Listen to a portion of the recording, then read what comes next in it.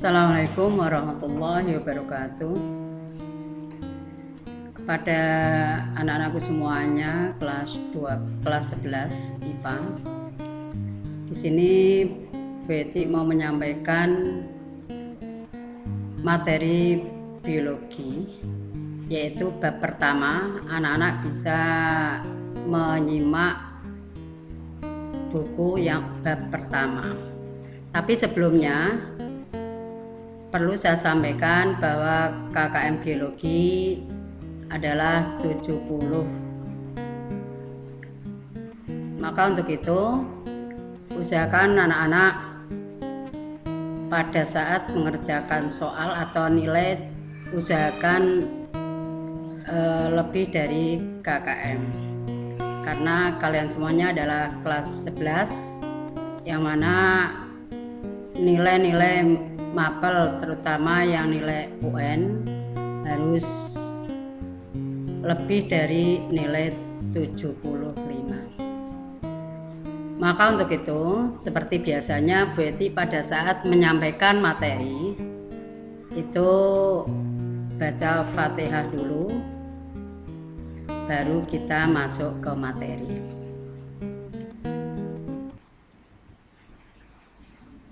Terima kasih.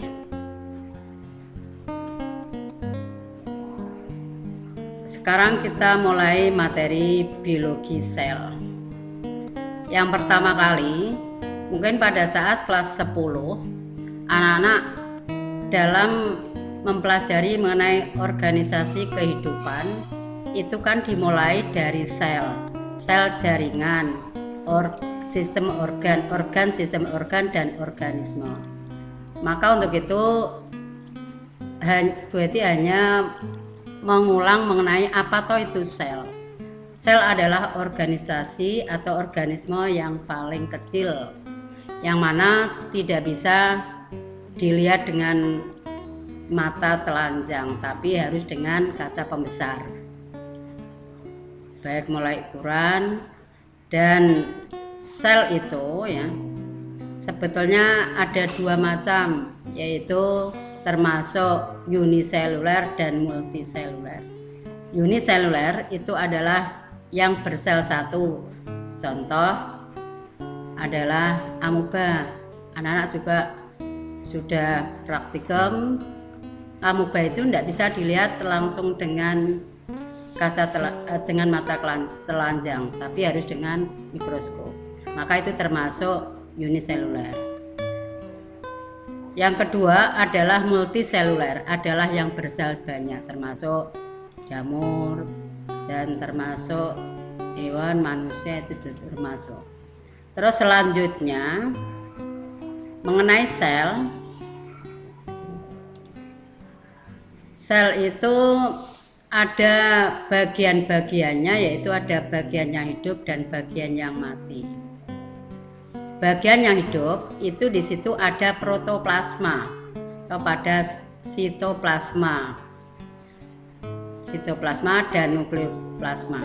Sitoplasma itu kan merupakan suatu cairan yang mana sebagai tempat terjadinya kegiatan. Kegiatan apa? Kegiatan sel. Nukleoplasma berarti itu inti yang ada pada plasma.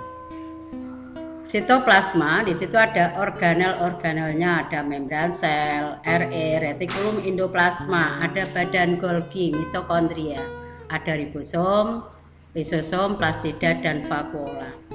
Nah, mungkin anak-anak nanti kalau sudah melihat gambar di situ tetap ada yang perlu ditanyakan mengenai vakuola antara sel hewan dan tumbuhan.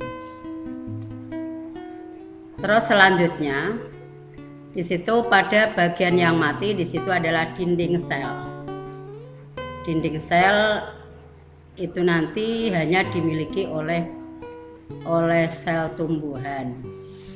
Antara lain sel tumbuhan itu kan ada pigmen, ada kloroplas, dan di situ ada vakuola. Coba bisa kamu lihat pada gambar-gambar antara sel hewan dan tumbuhan. Amati dua gambar tersebut. Sel hewan antara lain semua sel hewan dan tumbuhan. Sel hewan itu juga mempunyai ada namanya sentriol, ada namanya badan Golgi, ada yang namanya retikulum endoplasma, ada mitokondria. Nah, nanti anak-anak itu harus tahu mengenai contoh. Saya kasih contoh di situ ada mitokondria. Mitokondria itu apa? Yang gambarnya seperti apa? Anak-anak harus dilihat satu persatu, bisa lewat dengan buku paket. Dan nanti di situ contoh mitokondria itu fungsinya sebagai keluar masuknya atau sebagai respirasi atau pernafasan. Dan sel tumbuhan itu antara lain dia mempunyai dinding sel. Yang kedua, dia mempunyai kloroplas. Kloroplas itu adalah hijau daun. Yang mana kloroplas itu adalah sebagai mengadakan atau untuk mengadakan proses fotosintesis, yang mana nanti akan diterima yang langsung menerima sinar matahari. Ya, nanti akhirnya yang akan menjadikan glukosa atau karbohidrat atau nanti termasuk oksigennya. Nah, sel tumbuhan juga mempunyai yang disebut dengan mitokondria, badan Golgi, vakuola, terus retikulum endoplasma. Nah, sekarang yang kalian amati antara sel tumbuhan dan hewan.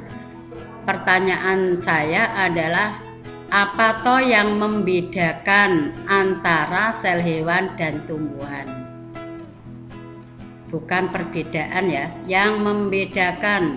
Kalau perbedaan ini bagian-bagian daripada sel hewan, termasuk ada sentriol, ada badan Golgi, ada retikulum endoplasma, ada mitokondria, ada vakuola. Itu tumbuhan juga sama, ada dinding sel, ada kloroplas, dan juga ada vakuola. Nah, ini yang saya maksud adalah anak-anak harus bisa menemukan bagaimana apa yang membedakan atau bagian-bagian apa saja yang membedakan antara sel tumbuhan dan hewan. Anak-anak harus memang ngamati dua gambar ini, sel hewan dan tumbuhan. Sebetulnya itu ada 3 perbedaan, tapi anak-anak harus mencari sendiri.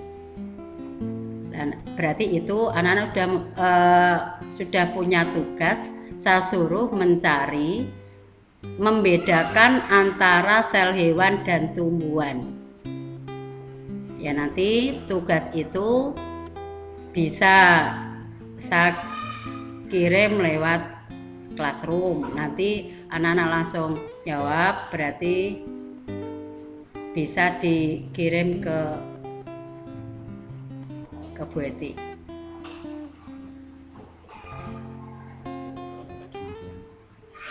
Demikian penjelasan saya mengenai bab sel. Di sini cuman sel, dan intinya adalah anak-anak bisa membedakan antara sel hewan dan tumbuhan dan mencari letak perbedaan antara sel hewan dan tumbuhan. Terima kasih. Sekian dulu. Assalamualaikum warahmatullahi wabarakatuh.